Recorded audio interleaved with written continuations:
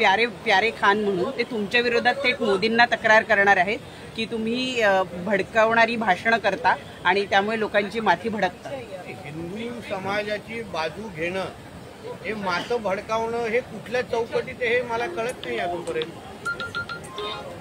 मुळामध्ये आपल्या देशामध्ये जिथे 80% हिंदू समाज राहतो आणि हिंदू समाजावर अगर सातत्याने त्यांना सणासुदी साजरे करायला देत नाही, त्यांच्या सणासुदीच्या वेळी पाकिस्तान जिंदाबादचे नारे दिले जातात, हिरवे झेंडे फडकवले जातात, त्या लोकांना लव जिहाद लँड जिहादच्या नावाने आमच्या माता भगिनी असतील किंवा हिंदू समाजाच्या विरुद्ध जिहादी लोक अगर षडयंत्र करत असतील तर या सगळ्याच्या समर्थन हे जे संबंधित तक्रारदार आहेत ते करतायत का? त्यांनी मला त्याचं उत्तर द्यावं ना। मोदी साहेबांना पत्र लिहिण्याच्या अगोदर माझ्याबरोबर एका खुल्या व्यासपीठावर यावं, माझ्याशी चर्चा करावी की नेमकं मी जे मांडणारी भूमिका आहे त्याच्यामध्ये अगर त्यांना कुठला आक्षेप असेल, आपल्या देशामध्ये राहूनच आपल्या देशाच्या विरोधात अगर कोणी भूमिका घेत असेल, पाकिस्तान जिंदाबाद म्हणत असेल, हिरवे झेंडे फडकवत असेल तर त्याला हे संबंधित जे खान कोण आहे त्याला समर्थन करतात का? त्याच्याबद्दल पण एक पान मोदी साहेबांना त्यांनी लिहिलं पाहिजे। हे मुळामध्ये आमची भूमिका समजून घ्यायची नाहीये, तुमच्या भूमिका न समजता फक्त नितेश राणे वाईट दिसतो, पण मुळामध्ये आमच्या हिंदू समाजाला जे सातत्याने त्यांच्यावर हल्ले होत आहेत, जिहाद करण्याचा त्यांच्यावर प्रयत्न होतोय, त्या विरुद्ध अगर आम्ही भूमिका घेत असू, हिंदू समाजाच्या बाजूने भूमिका, तर आम्ही चुकलो कुठे? आम्ही पाकिस्तानमध्ये उभा नाही आहे, आम्ही भारतामध्ये उभा आहे, इथे हिंदू समाज पण राहतो। मग त्या मला वाटत नाही कुठलाही चुकीचं आहे, म्हणून पत्रव्यवहार मोदी साहेबांना करण्यापेक्षा माझ्याकडे आले, माझ्याबरोबर बसले कि बाबा आपकी भूमिका क्या है, आप क्यों ऐसे स्टेटमेंट पास करते हैं, ते अगर माझ्यासमोर चर्चेला आले तर त्यांच्या प्रत्येक प्रश्नाला उत्तर देण्यासाठी मी तयार आहे। भाजपचा मायनॉरिटी सेल सौगाते मोदी सुरू करताय खास रमजानसाठी म्हणून, त्यावर आपली प्रतिक्रिया काय? परत तुम्हाला सांगतो, देशामध्ये राहून, भारत देशामध्ये राहून आमच्या तिरंग्याला जे तिरंगा म्हणतात, वंदे मातरम आमच्या बरोबर म्हणतात, आमच्या देशामध्ये राहून पाकिस्तानचा तिरस्कार करतात, पाकिस्तानच्या विरोधात भूमिका घेतात, जेव्हा कोणीही आमच्या गणेश चतुर्थी हनुमान जयंतीच्या मिरवणुकीवर जे जिहादी दगड मारतात, त्या जिहाद्यांचा जे विरोध करतात ते आमचे मुसलमान आहेत ना, आणि त्यांच्यासाठी अगर अशा पद्धतीच्या योजना आणत असतील तर त्याच्यामध्ये चुकीचं काय?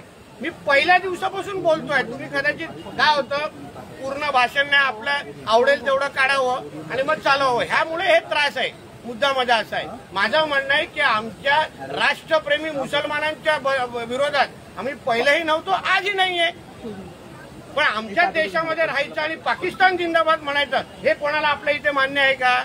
उद्या एका हिंदू व्यक्तीने पाकिस्तानच्या चौकामध्ये राहून भारताचा अगर जयजयकार केला, जय श्रीराम म्हटला तर चालेल का? त्याला जिवंत तरी ठेवणार आहेत का? त्याचे हातपाय काढून त्याच्या गळा कापून त्याला बाजूला टाकून जातील? आमच्या इथे पत्र लिहिण्याचं तरी स्वातंत्र्य आहे, हा फरक आहे। म्हणून मूळ आमची भूमिका समजून घ्या।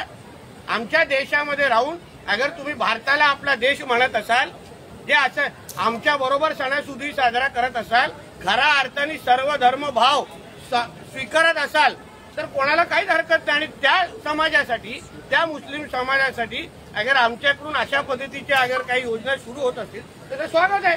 काल अनिल परबांनी तुमचं नाव न घेता त्यांनी बाजूला मालक बसलेला ना, बाजूला मालक बसलेला, आणि अंबादास दानवेंचं पद ऑगस्टला संपत आहे, तर मला विरोधी पक्षनेता बनवा आणि उद्धव ठाकरेला खुश करण्यासाठी मग नितेश राणेला शिवाय द्या, एकनाथ शिंदेना शिवाय द्या, तर लगेच उद्धव ठाकरे पद देतात। मेरिटवर पद मिळत नाही, राणेंना शिवाय द्या, एकनाथ शिंदेना शिवाय द्या, कधी राज ठाकरेंना शिवाय, लगेच उद्धव ठाकरे पदरात पद टाकतात। हे त्यांच्या या चार कार्ट्यांना माहिती असल्यामुळे बाजू असलेल्या फावड्याला खुश करण्यासाठी कार्यक्रम आहे। संभाजीराजे छत्रपती यांनी दिल्लीमध्ये पत्रकार परिषद घेतली, काही दिवसापूर्वी त्यांनी मुख्यमंत्र्यांना सुद्धा पत्र लिहिलेलं होतं। थोडा मला अभ्यास करून तुमच्याशी बोलतो, मला त्याबद्दल उगाच मी इथून स्टेटमेंट देणार, मला थोडा अभ्यास करून दे, त्याच्यावर अभ्यास झाल्यानंतर त्याच्याबद्दल भूमिका मांडू शकतो. काल दिशा सालियांच्या वडिलांनी सविस्तर अशी तक्रार जी आहे तक्रार जी आहे ती काल दिलेली आहे आणि बऱ्याच मोठं ते पत्र आहे. त्याच्यामध्ये अनेक आरोप त्यांनी लावले आहे. सुशांत सिंग राजपूतच्या आत्महत्येपासून अनेक विषय आहेत त्याच्यामध्ये. त्यावर आपली प्रतिक्रिया काय आहे? कारण ह्या संपूर्ण प्रकरणामध्ये आत्ताच ते प्रकरण का उकरून काढलं जात आहे असा सवाल विरोधकांनी विचारला. हाऊसमध्ये सांगण्यात आलंय की त्यांनी राजीनामा देखील द्यावा.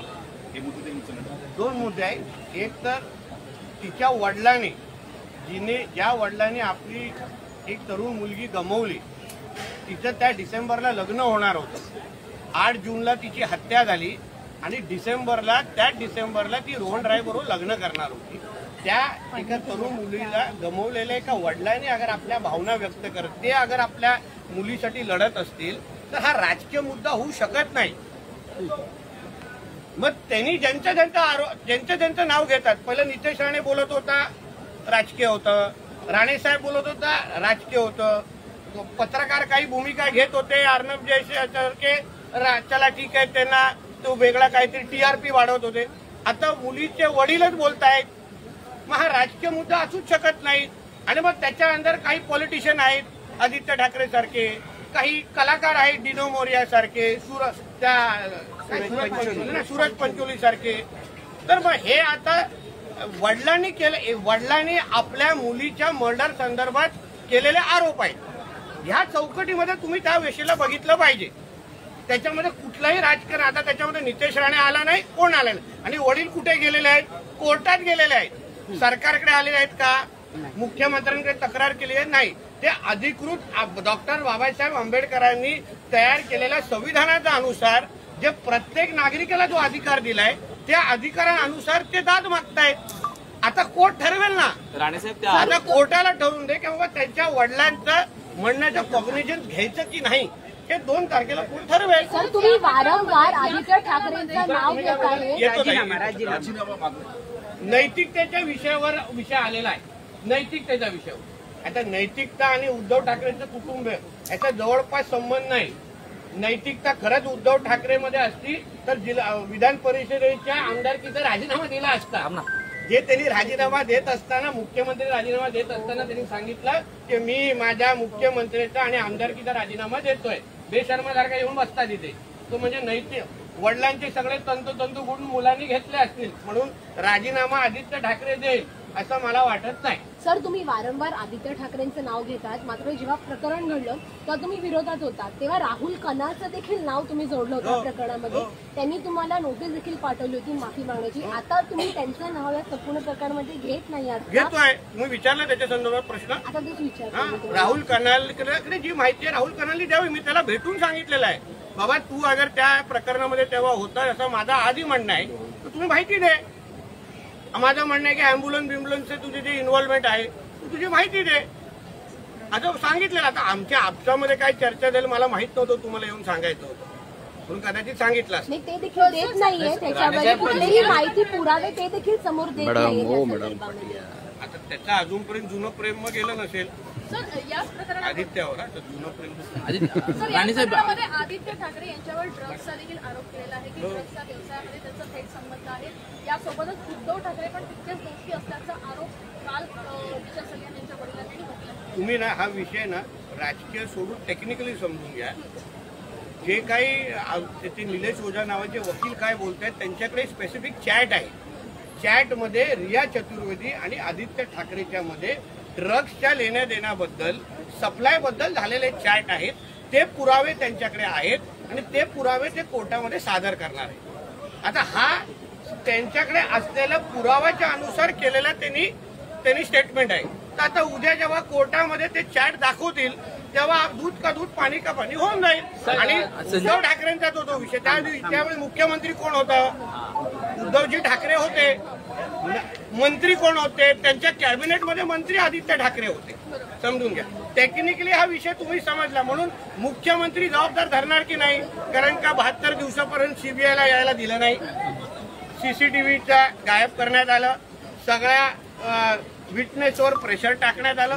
या सगळ्याच्या नैतिक, आता सचिन वाजेंनी किंवा परमवीर संबंधित जे पत्र लिहिलं तेव्हा त्यांनी काय लिहिलेलं पत्रामध्ये, मी मुख्यमंत्री उद्धव ठाकरेंना अवगत केलं होतं, सांगितलं होतं. म्हणजे त्याच्यामुळेच उद्धव ठाकरे ते जबाबदार धरतायत. सर, जे वकील आहेत निलेश ओझा त्यांच्यावरती देखील आरोप झाले होते, त्यांच्यावरती कायद्यानेच कारवाई केली होती, मात्र तेच आता ही केस लढतायत. कुठेतरी मुद्दामून हे केलं जात असं म्हटलं जात आहे का? माझं काय म्हणणं, आता ते तुम्ही त्यांना विचारलं पाहिजे ना.